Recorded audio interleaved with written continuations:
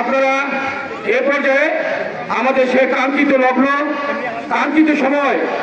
আপনারা এতক্ষণ ধরে যার বক্তব্য শোনার জন্য দীর্ঘক্ষণ অপেক্ষায় রয়েছেন, এখন তিনি বক্তব্য রাখবেন আজকের এই 7 এবং 8 নম্বর ওয়ার্ডের বিএনপি নতুন সদস্য সংগ্রহ অভিযানের প্রধান অতিথি, বাংলাদেশ জাতীয়তাবাদী দল জাতীয় নির্বাহী কমিটির সংগ্রামী সাংগঠনিক সম্পাদক, লালমনিরহাট জেলা বিএনপির সংগ্রামী সভাপতি, লালমনিরহাটের উন্নয়নের কান্ডারি, আলোকিত লালমনিরহাটের স্বপ্নদ্রষ্টা, সর্বোপরি জাগো পায়ে তিস্তা আন্দোলনের প্রধান সমন্বয়কারী,